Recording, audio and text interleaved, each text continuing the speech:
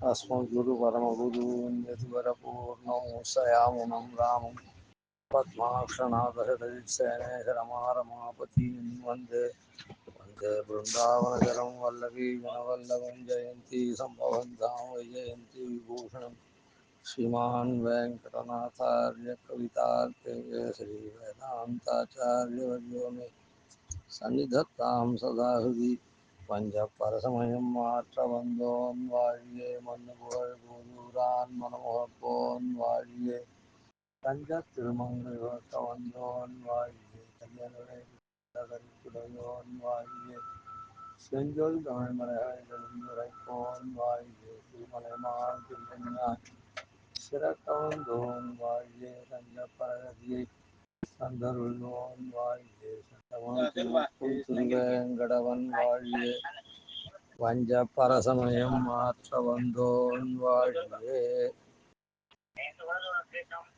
பல மதங்களை கண்டிச்சு நல்வழியை காண்பிக்கக்கூடிய வகையில பரமத பங்கத்துல இப்போ யோக மதத்தை கண்டிக்கக்கூடிய யோக சித்தாந்த பங்காதிகாரத்துல முதல் பாசுரம் ஆதி பாசுரத்தை சேவிக்கிறோம். தாவி புவனங்கள் தாளினை சூட்டிய தந்தையுஞ்சி பூவில் பிறக்கினும் பூதங்கள் எல்லாம் புணர்த்தினும் அவன் எம்பெருமானுடைய உந்தியில பிறந்திருந்தாலும் உந்தியில எம்பெருமான் பிறக்க வச்சது எதுக்காக அப்படின்னா வெஷ்டி சிருஷ்டி அப்படின்னு சொல்லக்கூடியதான சிருஷ்டியை, அதாவது ஒவ்வொரு பூதங்களையும் தனித்தனி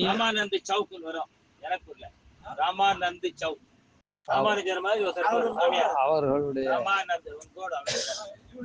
கர்மாக்களுக்கு தகுந்த மாதிரி அவளை படைக்கிறதுக்காக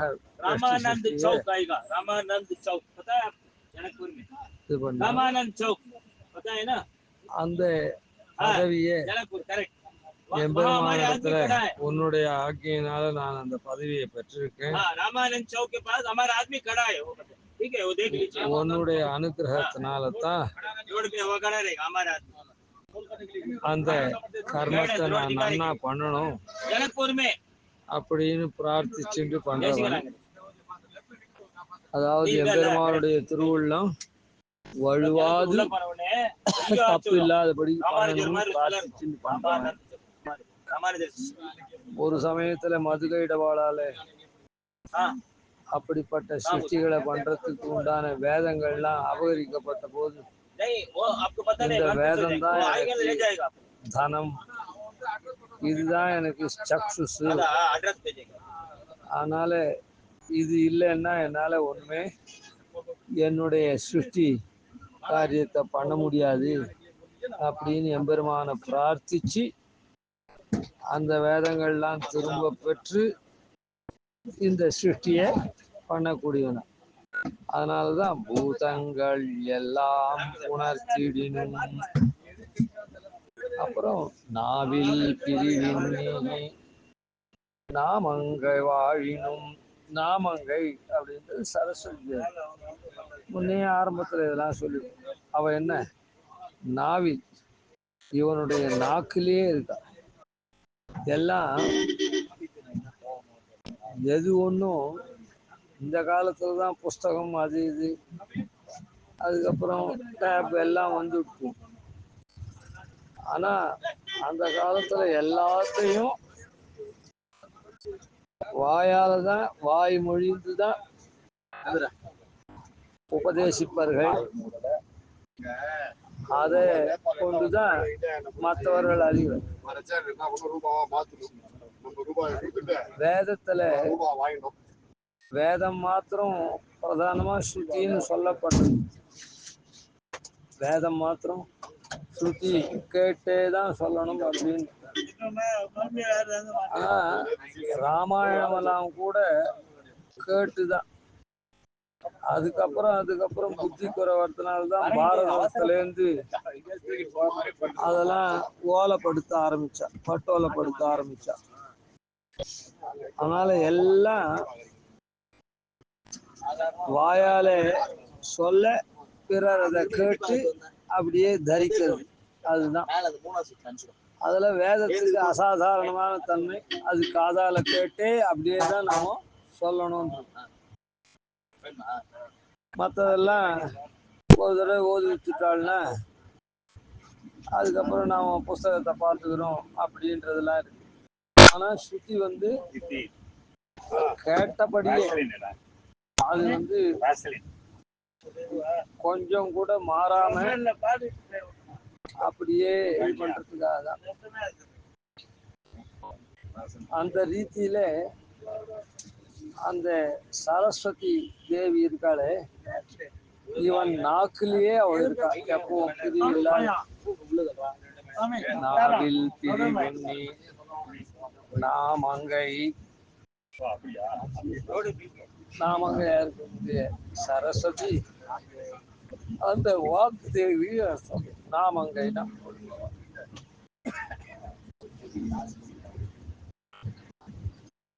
நாக்குலயே இருக்கிறதுனால அவளுக்கு நாமங்கை. நாக்கு தானே ஜிக்கே கீர்த்தே கேசவம் அப்படின்றது நாக்குனுடைய காரியம் தான். நாவாயில் உண்டே நமோ நாரணாயன்னு அப்படின்லாம் சொல்றாளே. அதனால நாக்குனுடைய காரியம்தான் இந்த ஓதுறது எல்லாம் சொல்றதெல்லாம். அதனால நான் மங்கை அவ வந்து அந்த பெருமாளை சொல்லச்சே குமார அகுமார யுவாவாய் அப்படின்னு. அதாவது யுவன்னா ஒரு உதாரணத்துக்கு 15 வயசுலேருந்து 40 வயசு வரைக்கும் யுவா அப்படின்னு சொன்னா அது கடைசியில இருந்தாலும் யுவா தான், 15 வயசுல இருந்தாலும் யுவா தான். அதனால அகுமார யுவாவாய் அப்படின்னு வேதம் ஓதுறது அது சுவாமி தேசிகன் அப்படி சொல்றது. குமாரன் இல்லை, குமார பருவத்தை கடந்தவ யுவா அப்படின்னா யுவ பருவம் ஆரம்பத்துல தான். அத மாதிரி இருக்கக்கூடிய ஸ்திரீனுடைய இதுதான் மங்கை அப்படின்னு சொல்றது. நாமங்கை வாழினும் அப்படி பிரிவின்னி அந்த நாக்கிலேயே அவள் இருந்தாலும் இவன் நான்மறையை ஓதறதுக்காக 4 முகங்களை கொண்டிருக்கான். அப்படி இருந்தாலும் நான் மறையில் 4 வேதங்கள்ல பாவித்தது அன்றி. அந்த நான்மறையினுடைய அர்த்தம், நான்மறையில என்ன பாவம் இருந்ததோ, அதாவது எம்பெருமான் தான் சர்வேஸ்வரன், சர்வ ஜகத்காரணன், சர்வ ரக்ஷகன். அவன்தான் தியானிக்கப்பட வேண்டியவன். அவன்தான் தன்னை தந்த கற்பகமா பலனை கொடுக்க கூடியவன். அப்படின்லாம் வேதத்துல அந்த நான்மறையில பாவித்து இருந்தாலும் அந்த பாவித்தது அன்றி அதனுடைய பாவத்தை அனுசந்திக்கப்படுற விஷயத்தை தவிர உரைப்பது. இவன் என்ன பண்றான், மாறி சொல்றான். யாரு? பிரம்மா, சதுர்முக பிரம்மா. என்ன யோக மதத்துல பாரும் பதர்த்திரள், பாரும் பதர்த்திரள் அப்படின்னு. பாரும்னா இப்போ இந்த நெருப்பு கூட நெருப்பு பாத்தி ஆயிட்டு அப்படின்னா நெருப்பு அணைஞ்சு போச்சுன்னு அர்த்தம். அது போல பாரும்ன்றது அழிந்து போகக்கூடியதானே. பதர்த்திரள், பதர்த்திரள்னா பதர் கூட்டம். இந்த பதர்ன்றது என்னது அப்படின்னு சொன்னா, வயல்ல நெல் விளையும். அந்த நெல் விளையச்சே, அதாவது அந்த விதை இருக்குதே, நெல் விதை, அதுலேருந்து தோன்றக்கூடிய செடிதான் அந்த செடி. அந்த அப்புறம் பண்ணி அந்த செடின்னு அது முதல்னு பேரு இருக்கட்டும். அந்த முதல்ல செடின்னு வச்சுப்போம். அந்த செடி இருக்குதே, அந்த செடியில தான் நெல்லும் தோன்றது. அந்த நெல்லுன்றது ஊட்டம் மிகுந்ததான அந்த உமி மேல் கவர் இருக்குதே, உமின்னு சொல்லப்படக்கூடிய அதுவும் உள்ள ஊட்டம் மிகுந்த அரிசி இருக்கும். பதர்ன்றது என்னதுன்னா, அதுக்கு மேல இருக்க அந்த கவர் போல இருக்கக்கூடிய அந்த உமி, அந்த கவர் இருக்குது, அது மாத்திரம்தான் இருக்கும். அது உள்ள அரிசி இருக்காது. அது ஆனா அந்த நெல் செடியிலேயே தான் அது வளரும். இந்த நெல் பக்கத்திலேயே தான் அதுவும் இருக்கும்.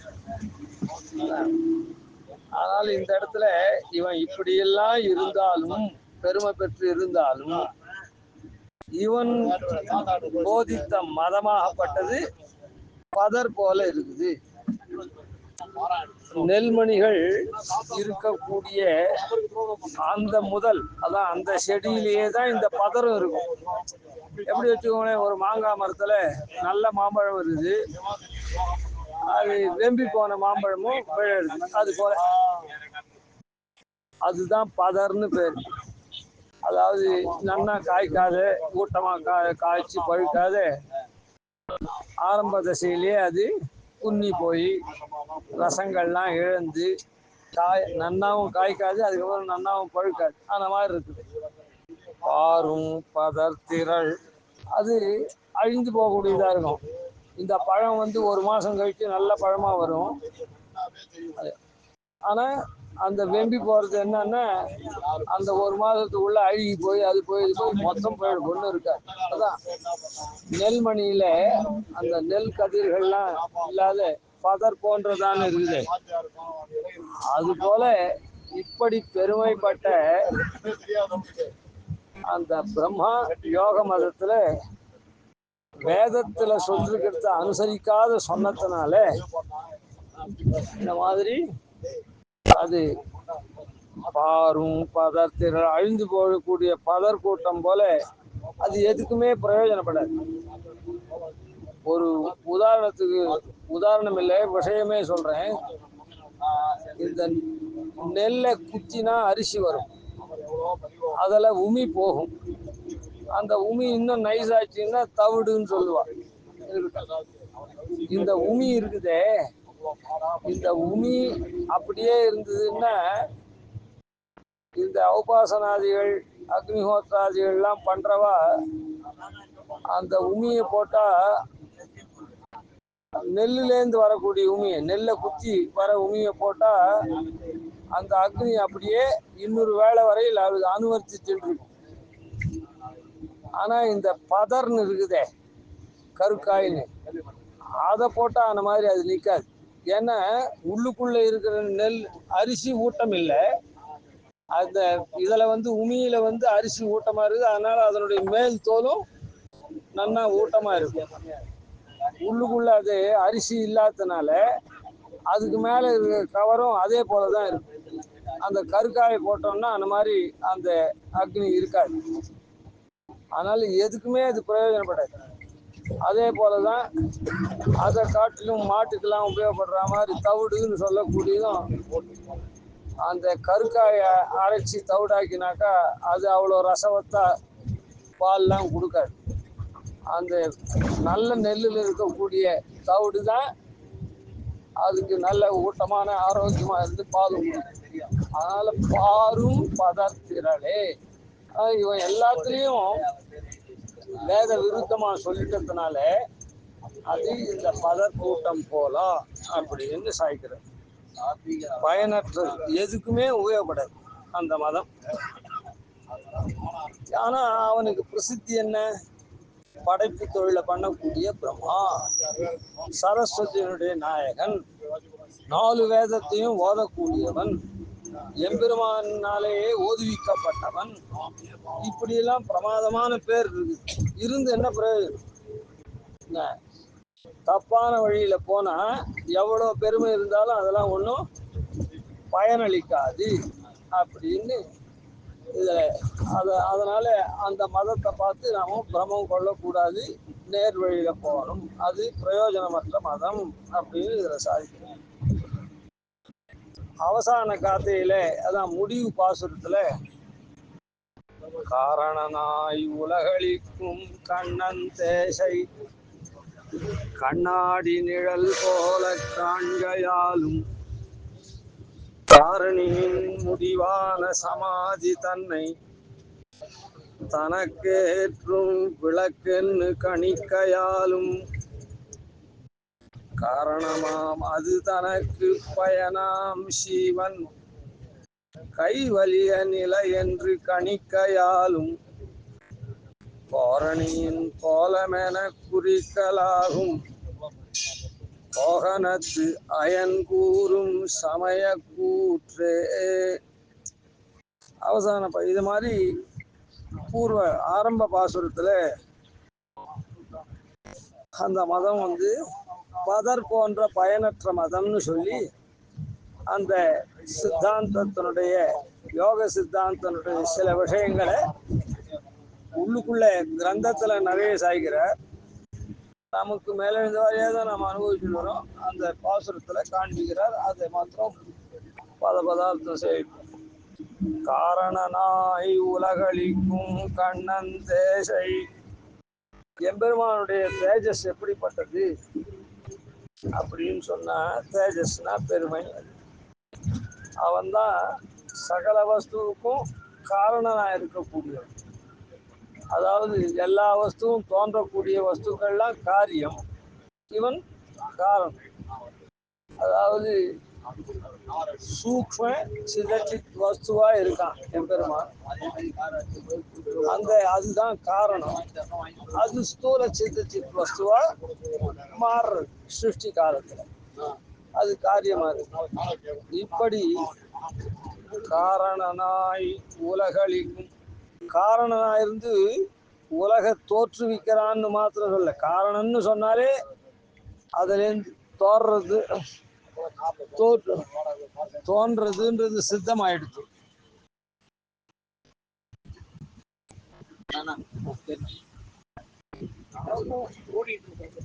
காரணனாய் உலக அழிக்கும். அழிக்கும் அப்படின்னு சொன்னா காக்கிறத சொல்றது. காரணம்னு சொன்னதுனாலே அவன் சிருஷ்டிக்கிறான்னு தெரிஞ்சுட்டு சிருஷ்டிச்சுட்டு அப்படியே விடுறதில்லை. சிருஷ்டிச்ச உலகம் மொத்தத்தையும் அவன் காப்பாத்துறான். உலகளிக்கும் கண்ணன் அப்படி அழிக்கிறானே. கண்ணன்னு சொன்னா என்ன அர்த்தம்னா சுவாமின்னு அர்த்தம். சுவாமின்னா சொத்த உடையவர். ஏதோ சில பேர் லோகத்துல அப்படியே இருக்குது, குழந்தைய பெற்றுட்டு அதுக்கு சொந்தக்காரால இல்லாத அந்த குழந்தைக்கு தாய் தகப்பனா இருந்து தன்னுடைய குழந்தைன்னு சொல்லாம வெளியில அப்படியே விட்டுறதோ, இல்ல தத்து வித்து கொடுத்துறதோ அப்படிலாம் இல்லாம கண்ணன். கண்ணன்னா சுவாமி, சுவாமின்னா சொத்த உடையவன் அர்த்தம். அதனால எம்பெருமான் உலகத்துக்கு காரணனா இருக்கான். உலக அழிக்கிறான், அதான் படைக்கிறான், காக்கிறான், சுவாமியாவும் இருக்கான். இப்போ சாதாரணமா எங்க நம்ம வேலைக்கு போய் சேர்றோம்னு சொன்னா நமக்கு வேலை கொடுப்பான், வேலை வாங்குவான், சம்பளம் வரும். ஆனா அவன் சுவாமி நமக்கு இல்லை, அவனுக்கு நிஜமான ஒருத்தன் இருக்கான். அதனால அப்படி இல்லை, இவன் தான் சொத்துக்கும் அதிபதி, காரணம். அதனால சர்வ சுவாமி. அப்படிப்பட்ட கண்ணன் தேசை. கண்ணன் தேசை அந்த கண்ணனுடைய எம்பெருமானுடைய தேசுன்னா தேஜஸ். கண்ணாடி நிழல் போல காண்கையாலும். அவனிடத்துல இவ்வளவு பெருமை இருக்குது. ஆனா கண்ணாடியில நாம மறைஞ்சிருந்து பார்த்தோம்னா கண்ணாடியில தெரியும், ஒன்றும் தெரியாது. கண்ணாடியில ஒரு விஷயம் தெரியுதுன்னா, அந்த கண்ணாடி எதிர்க்க ஒரு உண்மையான வஸ்து இருந்ததுன்னா அந்த கண்ணாடி அதை நிழலா காண்பிக்கும். அந்த உருவத்தை அப்படியே நமக்கு பிரதிபலிக்கும், பிரதிபிம்பமா காட்டும். கண்ணாடியில எதுவுமே இல்லை. அது எதிர்க்க என்ன வஸ்து இருக்குதோ அந்த வஸ்துவை காட்டும். அந்த மாதிரி இந்த பிரம்மா யோக மதத்துல என்ன சொல்றார் அப்படின்னா, இந்த உலகமெல்லாம் பெருமாளுடைய உடல் இல்லை. நாம் அதான வைதிகம் அதான சொல்றது. எம்பெருமான் எம்பெருமானுக்கு எம்பெருமான் சர்வ சரீரி, சர்வமும் அவனுக்கு சரீரம் அப்படின்னு சொல்றது. அதனால நிற்கின்றதெல்லாம் நெடுமால் அப்படி நெடுமால் என்று ஓராதார் கற்கின்றதெல்லாம் கடை. எது எது தோன்றதோ அதை நம்மாழ்வார் இன்னும் விசதமா சொல்றேன். எது எது தோன்ற பொருளோ அது மொத்தம் எம்பெருமான் தான் அப்படின்னு. அதாவது நம்மாழ்வார் 10 பாசுரத்தை பாட்டு வெளியிலே இருக்கு, எல்லாம் எம்பெருமான். ஆவின் கூட்டம் போச்சுன்னா கூட அது எம்பெருமான் தான் அதை ஓட்டின்னு போறான் அப்படின்னு போ.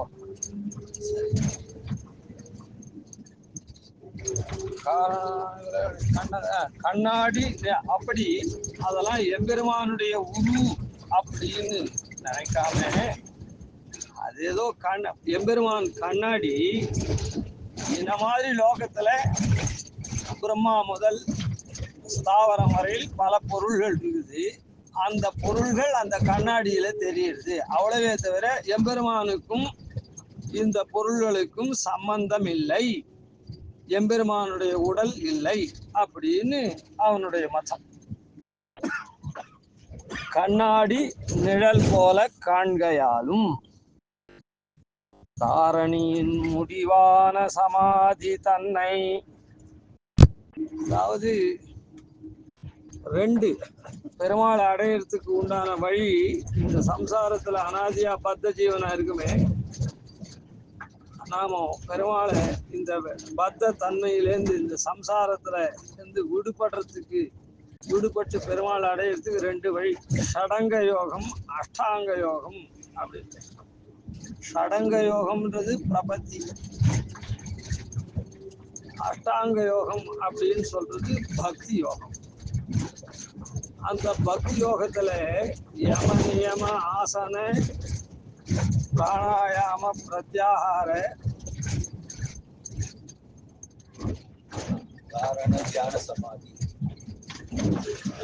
தாரண தியான சமாதி அப்படின்ற 8 விஷயங்கள். இந்த நமக்கு சடங்க யோகத்துல பிரசங்காது, இது ஒன்றும் அதுக்கு பிரசக்தி இல்லை. ஆனா நமக்கு சம்பந்தப்பட்டிருக்கிறதுனால ஆனுகூல்யஸ்ய சங்கல்பா பிராதிகூல்யஸ்ய வர்ஜனம் ரக்ஷிஷ்யதி விஸ்வாசா கோப்திருத்வ வர்ணம் ததா ஆத்ம நிக்ஷேப கார்பண்யே ஷட்விதா சரணாகதி அப்படின்னு 6 விதம் சரணம். 6 விதம்னா 6 முறையில் அது இருக்குது, அவ்வளவுதான். 6 விதம்னா ஒவ்வொன்றும் ஒவ்வொரு விதம் இல்லை. 6 அங்கம்னு சொல்லக்கூடாது. 6 விதமா இருக்குது, 6 அங்கம் தான். அதுல 1 அங்கி ஞாசம் பஞ்சாங்க சயுதா அப்படின்னு வேற சொல்றது. அதனால ஆத்ம நிக்ஷேபம்னு சொல்றது அங்கி. மற்றதெல்லாம் ஆனுகூல்ய சங்கல்பம், பிராதிகூல்ய வர்ஜனம், விஸ்வாசம், கார்பண்யம், கோப்திருத்வ வர்ணம், இது அங்கி அங்கம்.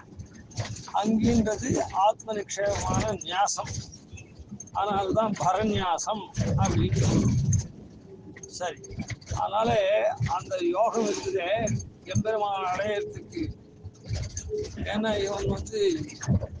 இவெல்லாம் சப்தாதிகாரிகள், வேதத்தை ஓதக்கூடிய அதிகாரிகளா. அவள்லாம் அந்த அஷ்டாங்க யோகம்னு சொல்லக்கூடிய பக்தி தான் பண்ணணுமானதுனால அந்த யமநேம ஆசன பிராணாயாம பிரத்யாகார தாரண தியான சமாதி அப்படி. அதுல இதெல்லாம் ஆரம்ப தசை. யமம் நியமம் ஆசனம் பிராணாயாமம் பிரத்யாகாரம்லாம். அதுக்கப்புறம் தாரணை அப்படின்றது தரிக்கிறது. எம்பெருமானுடைய திருமேனிய உபனிஷத்துக்கள்ல ஒவ்வொரு வித்தியக்கும் என்ன மாதிரி குணங்களை உடையவன் அப்படின்னு சொல்றதோ அந்தந்த ரூபமான அவனை தியானம் மனசுல இருத்தறது தான் தாரணை அப்படின்றது. இப்போ வைஸ்வானர வித்தியைனா திரைலோக்கிய சரீரங்கன்னா எம்பெருமான்னு தியானம் பண்ணணும். அதாவது 3 உலகம் எல்லா உலகத்தையும் சரீரமாக கொண்டவனா தியானம் பண்ணணும். தகர வித்தியைனா அந்த தகராகாசத்துல இருக்கக்கூடிய அந்த ஹிருதய குகையில இருக்கக்கூடியவனா தியானம் பண்ணணும் அப்படின்னு ஒவ்வொன்றுக்கு ஒவ்வொன்று சொல்லியிருக்கு. அந்த மாதிரியா தியானம் பண்ணி அந்த நினைவுல நிறுத்துறது இருக்குது, தாரணம் தரிக்கிறது இருக்குது, அதுக்கு தாரணைன்னு பேர். தமிழ்ல தாரணை. அதுக்கப்புறம் அது அப்படியே தியானம் அப்படின்னு அதுக்கு அடுத்தது. தியானம்ன்றது நிரந்தர சிந்தனை. ஏதோ ஒரு நாளைக்கு பார்த்துட்டு அதுக்கப்புறம் மறந்து போறது இல்லை. நிரந்தர சிந்தனம் பண்றது தான் தியானம். அப்படி தாரணையின் முடிவான அப்படின்னு சாதிச்சிருக்கு. அந்த தாரணம் பண்றது, அப்புறம் தியானம் பண்ணணும், அப்புறம் சமாதி. சமாதி அப்படின்றது அதே நிலைமையில அப்படியே நிக்கிறது தான், மாறுபடாம. அதுதான் சமாதி. அதாவது லோகத்துல சொல்றாங்க சமாதி அடைஞ்சிட்டார் அப்படின்னு. இன்னும் அதுக்கப்புறம் அது ஒன்றும் அது அந்த அதான் ஒரே நிலைமை, கடைசி நிலைமை. அது உதாரணத்துக்கு சொல்றேன் இல்ல. அதனால சமாதின்றது அப்படியே அந்த எம்பெருமான பரபக்தி பரஜான பரம பக்தி யுக்தமாம் புருஷ்வா அப்படின்லாம் பிரார்த்திக்கிறது கத்தியத்துல. அதுதான் ஏகஸ்வபாவமாம். அந்த மாதிரி இருக்கக்கூடிய நிலைமை தான் இது. எங்க இது சரணாகதியில வந்ததுன்னு கேட்க வேண்டாம். சரணாகதி பண்றவாளுக்கும் அந்த மாதிரி பக்தி அதிசயம் வரலாம் பெருமானுடைய அனுகிரகத்தினால. சரி, வராது நமக்கெல்லாம் அப்போ சரணாகதி போய்க்குமான்னு அது ஒரு சந்தேகம் வரக்கூடாது. கடைசியில பெருமாள் நமக்கும் அந்த இதை கொடுப்பார். ஆனா அது கொடுக்கறது நமக்கு தெரியாது. நமக்கு அப்போ பாயூர் பக்கம் வாங்கி வலிப்பேன் போயிட்டு இருக்கோம் அந்த சமயத்துல. அதாவது என்ன, ஏனகேனாபி பிரகாரேண துவய வக்தாத்வம் கேவலம் மதியைவதையா அதி பிரபுத்தகான்னு சொல்றது. அதுதான் அந்த பரபக்தி பரஜான பரமபக்தி. அது மற்றவாளுக்கும் தெரியாது, நமக்கும் தெரியாது. அப்படி கடைசி சமயத்துல, ஏன்னா அதுக்கு முன் சமயத்துல நமக்கு பாப்பம் மறைச்சுட்டு இருக்கிறதுனால அது தெரியாது. சரி, போட்டோம். அதனால தாரணியின் முடிவான சமாதி தன்னை, அப்படி இருக்கக்கூடிய சமாதி நிலைமை இருக்குதே, அது தனக்கேற்றும் விளக்கென்னு தணிக்கையாலும் அந்த சமாதியை அது எம்பெருமான தாரணையில அந்த உபனிஷத் பிரதிபாத்தியனான எம்பெருமான அப்படி தரிச்சுண்டு தியானம் பண்ணி அப்படியே நிலை நிற்கக்கூடிய பரமபக்தியோட இருக்கக்கூடிய அந்த விஷயத்தை இவன் என்ன பண்றான்னா, தனக்கு ஏற்றும் விளக்குன்னு இந்த ஆத்ம சாட்சா்காரம்னு முதல்ல இருக்குது. அதாவது கண்ணன் கீதையெல்லாம் சொல்லச்சு கர்மயோகத்தை சொல்றான் விரிவா. அப்புறம் ஞான யோகம்னு சொல்றான். அந்த ஞான யோகத்துல ஆத்மாவலோகனம் ஆத்ம சாட்சா்காரத்தை சொல்றான். அதுக்கப்புறம் அது வழியா பக்தி யோகம் பண்ணணும்னு அதுல சொல்லச்சு, உனக்கு இந்த ஆத்ம சாட்சா்காரமெல்லாம் வரும் வராது அதெல்லாம் இல்லை, நீ கர்மயோகத்தினாலேயே கூட பக்தி யோகம் பண்ணிடலாம் அப்படி. ஏன்னா கர்மயோகம் பண்ணச்சு சர்வமும் எம்பெருமானுடைய ஆராதனம் அப்படின்ற நினைப்பிலேயே பண்றதுனால அந்த எம்பெருமானுடைய பக்தி கர்மா பண்ணாத எவனும் இருக்க முடியாது. பொதுவா ஒரு சேஷ்டை பண்ணாத நம்மளால ஒரு நிமிஷம் இருக்க முடியாது. அதனால கர்மா பண்றது ரொம்ப சுலபம், கர்மயோகம் பண்றது. ஆனா ஞான யோகம் பண்றதுன்னு ஒரு நிமிஷம் நம்மால மத்தத்தை நினைக்காம இருக்கவே முடியாது. அதனால ஞான யோகம் கஷ்டம். நீ கர்மயோகத்துல இருந்து கூட பக்தி யோகத்துக்கு போகலாம், ஞான யோகத்தாரா தான் போகணும்னு இல்லை அப்படின்னு சொல்றான். அந்த ஞான யோகத்துலதான் ஆத்மாவலோகனம் வருது. ஆழ்வாரும் அற்றது பற்றெனில் உற்றது வீடுயில் செற்றது மண்ணூரில் அற்றிரை பற்றே அப்படின்னு சாய்கிறேன். அதனால இந்த ஞான யோகத்துல போய் மாட்டிக்க கூடாது. ஆத்மாவலோகனத்துல முதல்ல இதை விடணும்னு சொன்னா பெருமாளை பற்றிட்டு தான் இப்ப இருக்கிற தன்மையிலேருந்து உயர்ந்த தன்மையை நாம எங்க போய் கடைசியா அடையணுமோ அதை பற்றிட்டு தான் இதை விடணும். அது அதை பற்றாத ஒரு ஆறுல இறங்குறோம்னு சொன்னா இந்த கரையை விட்டுட்டு அந்த கரைக்கு போகணும்னு சொன்னா அந்த கரையை அடையறதுக்கு உண்டான சாதனத்தை நன்னா பற்றி அங்க போ. ஆறுல இறங்கிட்டு அப்புறம் பார்த்துக்கலாம்னா ஆறு அடிச்சும் போடும். அதனால இந்த கரையை விடுறதுக்கு முன்ன அந்த கரையை எப்படி அடையணும் அப்படின்றத நன்னா பார்த்துட்டு அதுக்கப்புறம் தான் ஆறுல இறங்கணும். அந்த மாதிரி இந்த சரீரத்தை விடுறதுக்கு முன்ன பெருமாளை நன்னா பற்றிடணும். இல்லைன்னா என்ன ஆகும்னா இந்த ஆத்மாவலோகனம் அந்த கைவல்யத்தில் நாம போய் விழுந்துருவோம். அது கைவல்யம் போயிட்டாக்கா மோட்சம் வராதுன்னு சில பேர் சொல்றாளே, அது அர்த்தம் இல்லை, அதுக்காக இல்லை. ஆனா அது எவ்வளோ காலம்னு தெரியாது. கைவல்யம்ன்றது எவ்வளோ காலம்னு தெரியாது. அது பிரம்மாவுக்கு ஒரு ஆயுசு, அந்த மாதிரி கைவல்யத்துக்கு ஒரு ஆயுசுன்றது கிடையாது. குருகா நீளா இறுதி கூடா என அப்படின்னு சாய்க்கிறேன். அதனால அது இறுதி, அதனுடைய முடிவு எங்கேன்றது தெரியாது. அவ்வளவு நாள் கழிச்சு நிச்சயமா மோட்சம் உண்டு. ஏன்னா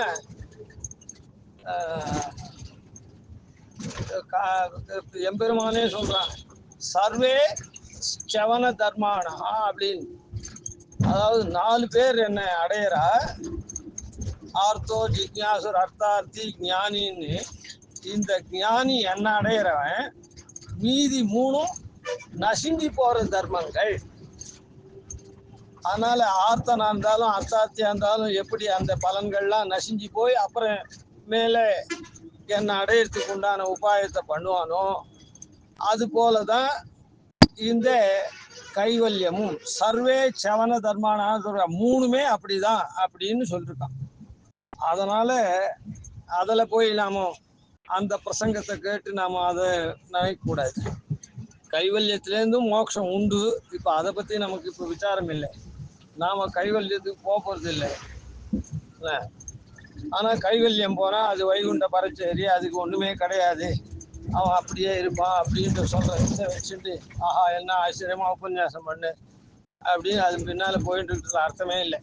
சரி, அதனால தனக்கேற்றும் விளக்கு என்று தணிக்கையாலும், அதனால தனக்கு ஏற்றும் விளக்கு என்று ஜீவாத்மாவை அறியக்கூடிய சாட்சா்காரம் பண்றதுக்கு உண்டான ஏற்றப்படக்கூடிய தீபம் அப்படின்னு தனித்து சொல்றாங்க.